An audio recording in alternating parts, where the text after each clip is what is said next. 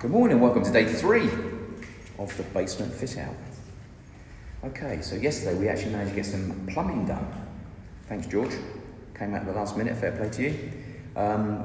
We've still got a few bits to sort out. Coming this morning, there's one little leak, but again, it's just something not tightened up. We do have a valve which is playing up, which I'll show you in a second. And today's about trying to sort out that corner for the dampness coming through. And if anything, just finishing off the first fix, ready for the pour, which potentially should be happening next Tuesday. So anyway, before I start gassing, if you don't mind giving me that thumbs up below, if you're not obviously on the channel from before, subscribe if you don't mind. Like I keep saying to you guys, the most important thing for me is comments. Any comments you've got, any advice you've got, any questions you've got, fire away in the comments below. I really do greatly appreciate that. Okay, so let me quickly spin around and show you where we are so far. Not a great deal of change, but I will show you what we've done on the plumbing front. Isn't it mad how these camera companies always put spin the camera around the wrong place? I'm always having a look at my dirty finger going across the screen. Anyway, so we've actually got a reducer up here. So originally it was a 3/4 water. I'm actually pointing at the hole, but on the camera it's not. So in real life it's there, on the camera it's there.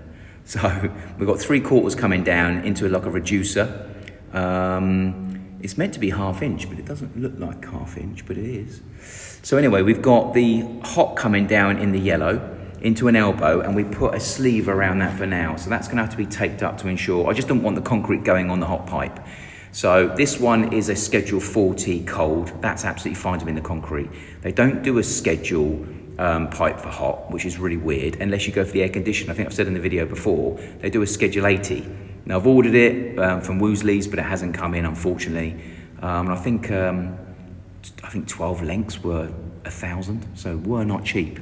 So unfortunately, I've had to go and buy the standard yellow 1/4 inch, sorry, 1/4 inch, 1/2 inch, as you can see there, gone from thick to thin, and then thick to thin, and then we're both down here into elbows. But as you can see, 1/2 inch is definitely different than the other. So, but one's schedule and one's not. So we've obviously got the schedule water going in here. Sherwin is going to mix up some mortar, some waterproof mortar to get it on that corner in a minute to make sure that's held in place. He's going to tape up with duct tape the actual sleeve on the hot. Then we're going to potentially think about getting the DPM down next, and then we might cut some holes out in the DPM and concrete these down to ensure that when we pour, these don't get blasted everywhere. Again, here, DPM down, cut a hole, just hold the 3 there, etc., etc. This corner I showed yesterday on the video has turned into a little bit of a hornet's nest, but I think this is where the actual issue is going to be coming from. So we're going to get that dampened later on, and we're going to get a massive amount of Zypex, which is a waterproof, in the concrete mortar, get that pushed in there with gloved hands, and try and get that smoothed up and off, and then we'll concrete up against that. Bear in mind, we're probably going to be about 3 inches above that as well, which should concrete out nicely. We're still going to have to dig outside, unfortunately, and seal it from the outside, because obviously that's where it's coming in. But if we can try and do a good job there at the meantime, that will certainly help. The hot and cold have come over here. This is what the plumber's done.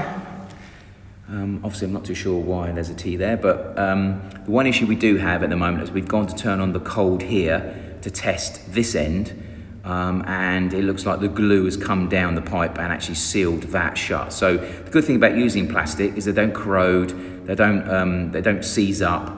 However, if you're doing the plastic connections with the glue cement, then unfortunately, if you don't get it turned frequently, then it seizes. So we've gone to turn it on and it's just not budging. So he's put obviously quite a bit of glue in here. The glue's rolled down, and it's a fun for, I would say it's probably glued that. None of this is essential at the moment. All I really wanted really was 2 on-offs here, and that was it. Because all of this run is not necessary at the moment, because this isn't going to be a bathroom kitchen for now. It's just going to be an empty room. If we ever choose to turn this into a kitchen and a bathroom, then obviously we have the infrastructure put in so we can do that. So things like waste, hot and cold, plug sockets, etc. Obviously all of these lower points are for the kitchen, higher points are for the desktop sort of element. But he has actually run the hot and cold down here. And we do have a leak over here because we just found out that the top there, that one there hasn't been tightened down. So that needs to be done. But everything else seems to be fine from a leakage point of view. That's one thing essential to do, obviously get it all fired up, get it working so that we can actually test it before the concrete goes down. At the moment, all seems to be good. We're not seeing any leaks coming from here, so everything should be fine there. The 45s are in with the 1.5 inch for the sink. Again, temporary measure here. Once this is done, we'll cut that back. That is just literally so that at some stage, if there's ever going to be a sink set up against there after the boxing's done, that is, that's where the sink will go. Again, the 45 now up in the air where it needs to be for the waste for the toilet. We'll obviously put the plug in there or a cap on there at some stage for smell, stroke, whatever else. We don't really get rats here, but who's to say we won't? And we did dig this up in the end and redid that as well. Didn't feel comfortable. The pipe itself wasn't good. So we've actually redone. I bought a new trap. We've obviously cangoed that out, lifted it up a little bit higher. You can see the height difference underneath. I still would go a bit higher with this just to make sure we've got a better run. But again, it will run anyway. Just at the moment, as you can see, we've taken this out of the ground a bit higher now to make sure we definitely get a nice run that way. And it would be nice to take advantage of that at the same time, bearing in mind we're going 5 inches here. And there'll be a shower floor, if not a shower tray on there as well. So we've got plenty of height to play around with. But yeah, I probably would have done that. This conduit here has been left on the floor. The electricians have run it to this. I'm pretty sure that is to go through this wall here somewhere with regards to the electrics for the condenser and the air conditioning.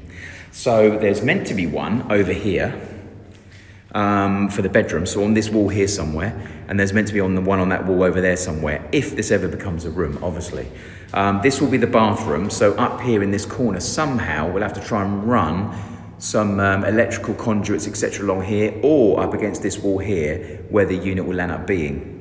This feed is for the air conditioning, so I'm not too sure if it's big enough to have 2 lots, but obviously it's gonna have to go out that wall and out towards the pump room, the pool pump room that is, for the condensers. So I'm not too sure how at the moment they're gonna get 2 lots. Oh, actually that'll be 1 lot, won't it? Because the other one will be running from here direct. It'll just be there somewhere. So I'm assuming they'll probably go out that way for the condenser, out where the other condensers are, and the unit will be here. So that's fine. So that should be okay then, I would have thought. But obviously what he does need to do is to get that up here, because when we pour, that can't be on the floor, number 1. In fact, that's a bit of a ball's ache, actually. It's a ball ache because in an ideal world, it needs to be through this concrete like this. It needs to be going through and up. So it's in here. Otherwise, it's going to end up being coming through on the outside. So we're going to have to get that done sooner rather than later. In an ideal world, you really want it in that corner, coming over and going up that corner. But then saying that this is going to be the shower area, you don't really want electrics going through a floor in the shower area. So it might be worth taking that right over. Yeah, it might be worth taking it over underneath there and coming up here somewhere. Either way, it's a bloody ball ache. Oh, I suppose we could. Either way, it's going to be a pain in the backside, so I've got to try and get it past the sewer pipe and get it through the concrete in order to come up, what in effect would be behind this boxing. So we're going to have to get that done, or get the electrician out to sort that out, because when the pour's done, it is done. We're not going backwards, that's for sure. So that's got to be done. And the other thing we've got to do is we've got to cut this back somehow without changing the drain upstairs, and hopefully we can get some form of 1-inch reducer in there, which I bought. So as you can see, obviously you've got a female going on here. We might be able to cut that female back and still be able to put a reducer in there. So we'll salvage the drain and then put a 1-inch elbow going directly that way.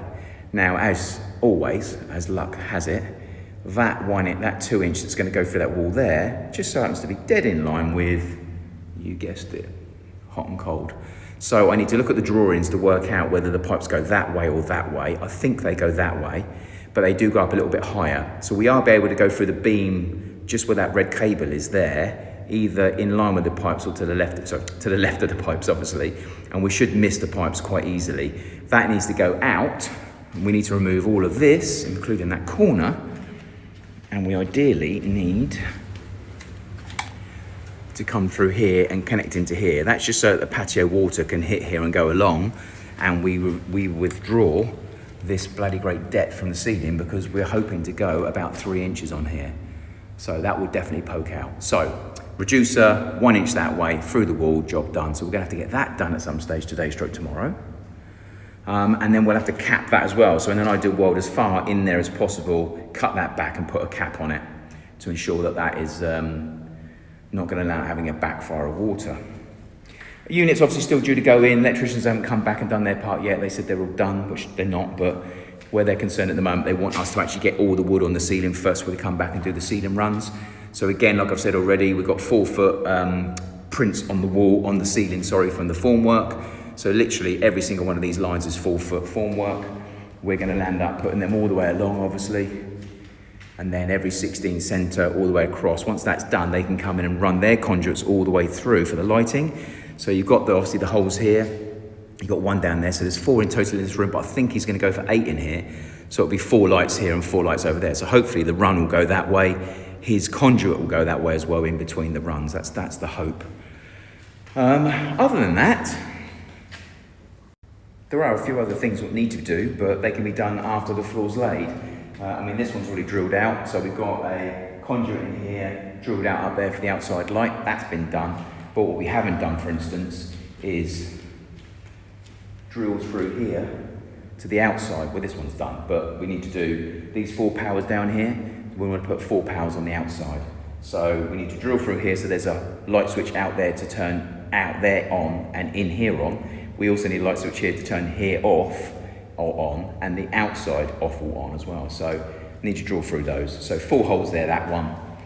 Other than that, that's it. And then it's just a case of slamming this up. So if anybody knows anybody in the carpentry front on the island that wants a couple of days work, let me know in the comments below. Looking for good tradespeople, not rocket science. Pull a chalk line, ping it.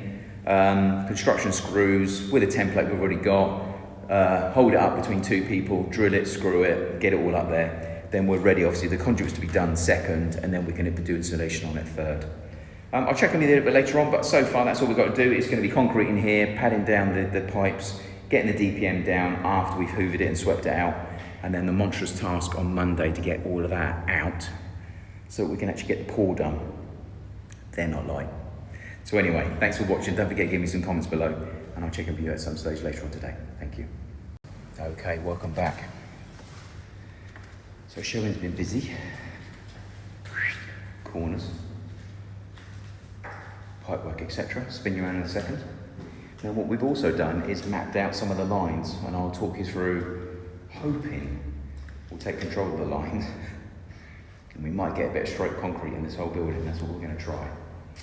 So don't forget the comments for me. Let me know what your thoughts. I'll tell you what my madness is thinking, and you tell me whether I'm actually mad or whether I'm talking a bit of sense. So let me spin it around. Excuse the thing. Okay, so we'll start off with the corners. So that is now, with Zypex waterproof, has now been pushed as far in as Sherwin can get it into all the corners. And that's now been smoothed up. So that's obviously going to cure overnight. We've actually managed to find out that this wasn't just dust, it was actually hollow. So that's now come down. Sherwin's going to get this last piece out, which is a bit of tile adhesive we put in there to sort of strengthen it. But as you can see, we're right down to the concrete base now. And there was a slight hole there, which we've managed to fill. Over here, we've propped up these conduits by about 3-4 mil. And we've now obviously concreted in there as well. So that's just to ensure that when we start pouring down here, these don't get blown everywhere.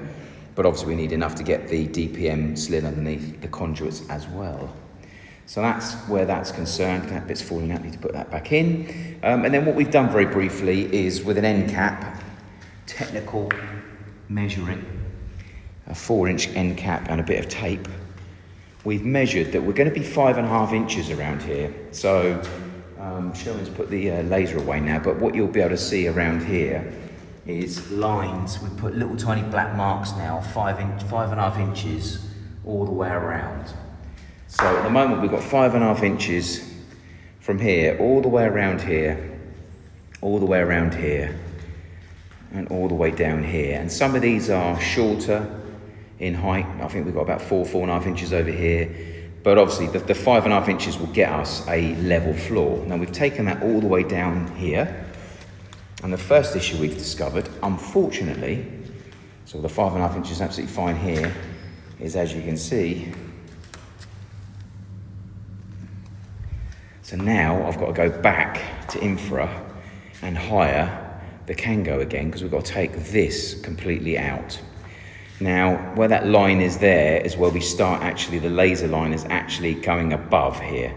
So pretty much, I mean, again, that's too high. We need to take out the whole of this. Otherwise, what happens is the concrete's going to come up against it, and then we're going to see it above, and then here we're not going to get a great bit of coverage. So that's a real pain in the arse. But it's got to be done, as you can see over here. You've got another line there, look, another line over there. So we're not covering there. So that's one thing we've got to do. In the meantime, what I've also got to try and do is manage potential water penetration coming into here. So it's got to be incentivized to go down to ensure that we don't let the water run backwards. So if we do 5.5 inches, for instance, if we do 50% of this at 5.5 inches dead straight, that's absolutely fine. But over here, and I would say around about here, 13 to 15 feet from the doorway, we need to start tapering that 5.5 inches down to something relevant. And we also need to do the same from here down. And then at some stage in a semicircle, we'll probably need a few sort of pegs in the ground here with lines on them from the 5.5 inches, which will be about here, to the doorway to incentivize, I don't know, again, hit me in the comments below. Let me know how much of a drop we should go for so that it is functional, but you can't see a slope. The last thing I'd like to see is a slope. That would be absolutely awful. So what I've looked at so far is at the 13-foot mark, which is just there. 13. I thought if we take the line down to the 5.5 point, which is just there, and then from the 13 from the doorway mark, drop it down by 1 inch. So as you can now see, there is 2 lines. Drop it down 1 inch for about 4 to 5 foot, and then from there take it down further diagonally straight to that corner to ensure that we actually reach this line, which is just over 1 inch under the threshold, which when you put a measure on there, it's 3 inches, but it's not, it's probably about 4. So in order to get that threshold with 1 inch of coverage, that's about 4 inches.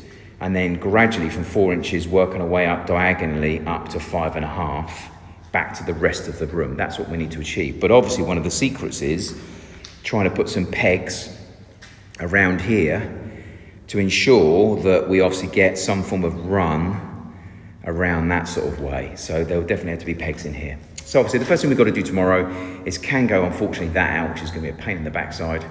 That would enable us to keep the 5.5 inches all the way to the about here. And then from 5.5 inches, in fact, there's the line there, 5.5 inches from there, we'll drop it down to 4 inches, then drop it down to 3 inches. And then obviously work out roughly around here, is it going to be the 13 feet? Or is it going to be 15 feet? We'll run the pegs 15 feet from the doorway and have a slight run. But do let me know in the comments below your advice on how much of a run we should have down to the point where it's functional, but doesn't look like you're on a slide. Yeah, painful. So, first fix isn't finished, and unfortunately we took that Hilti back. Obviously the other thing Sherwin did, he's taped up the actual joints. So because we just used some leftover pipework we had laying around the building, they weren't joined. So we've actually just taped those up. And again, like I said to you earlier on in the video, at some stage we'll get the DPM down underneath all of the pipework and all of the conduits. We may very well, in places like this, like I said, just literally do a square cutout of the DPM, concrete down underneath and above, but also go over the DPM as well, so it's cemented to the floor, but it also keeps the DPM down. That's just to ensure that as and when the pipe power hits the floor, it doesn't start pushing pipes everywhere. But I want them to freely move if I can, but I also want to try and keep them in place where possible. We've actually just put that on there as well to keep the pipe straight, because again, they're all over the place. So again, in an ideal world, all we really needed was 2 on-off taps here, really. We didn't need this bit put in. But bless him, he's actually run that in for us as well. So get that sorted out. And like I said earlier on, we've got to speak to the electrician about where he wants this conduit run. It just needs to be able to go through that building there into next door to ensure we can get the actual electrics to the air conditioning unit that eventually will come back out of this wall, like I said, and be mounted on the wall here somewhere. So that's what we've got to do with that.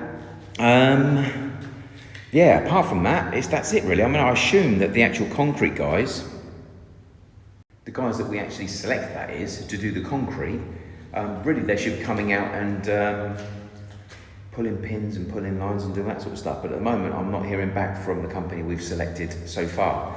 And we say selected, there's 3 companies that have been quoting. And by that way, if you do watch the video, thanks for the quotes. I do appreciate it's painful when you come out and quote for a job and you don't get the work, that's for sure, it's horrible. But at the moment, we haven't selected a company at the moment. We're still asking questions of the company we have preferred, but we're not hearing back from them as yet. So once they've come back to us to confirm what they're going to do, etc., and one of the processes I want to talk to them about is pulling lines and doing levels. You obviously can't just turn up on the morning and just pour, it'll be an absolute disaster. So they really need to be coming out a day or two before, making sure they understand what it is we require, making their own lines, pulling their lines, putting their pegs, whatever solution they use, to ensure that when the guys come out and start doing the concrete lay, that they actually do it at the right depths and runs, etc. Then obviously after they've done that and they pull the pegs and everything out and they backfill, then obviously they'll power float the floor. Power float meaning one of those helicopters that are upside down and they literally just you know, with a bit of water, they polish it. That's the effect we're looking for. And the other thing I haven't double checked is that these pads get swallowed up by the concrete as well. That's one thing we definitely need to look at. I'll go and do that in a minute.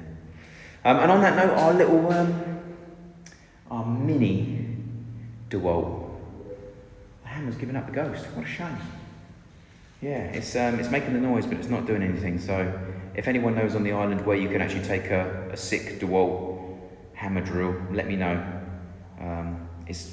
I don't know if it's under warranty anymore, that's for sure, but it's not been used a massive amount, but it has given up the ghost, unfortunately, and it comes in handy, especially when we're doing little things like that little corner over there. Anyway, that's it for today. I'm going to upload this and check in with you guys potentially tomorrow. Tomorrow really is about obviously taking out that bloody great horrible thing over there, which we completely forgot about. I've obviously got to make sure that we've probably got to disc grind it first all the way along the outsides to ensure we can try and get as close to it as possible. But we are definitely going to have to come down by at least an inch from the wall to ensure that when we pour, we cover the whole thing. But it's quite a big bit to take out. But saying that, you know, the big one we hired, it went through that like butter. So I assume it's going to be the same thing there. But I think we'll start off by doing a bit of a disc grind in that corner, and then literally just get the hilt on it. Should be able to break that out in a couple of hours. But again, dust and mess and struggling to put where we're going to put the rubble of that anyway. So that's got to get done tomorrow. The ceiling, etc., might have to wait until next week, I would have thought, because at the moment it's not urgent. I just wanted to try and get it done before we actually had the floor laid, but it is what it is, as they say. So that's it. I'll check out. Don't forget to give me a thumbs up below. Don't forget to like the channel if you're actually new to it. And don't forget to give me some comments below, which I'll gladly respond to as and when I see them. So thanks for watching, and I'll check in with you guys tomorrow. Thank you.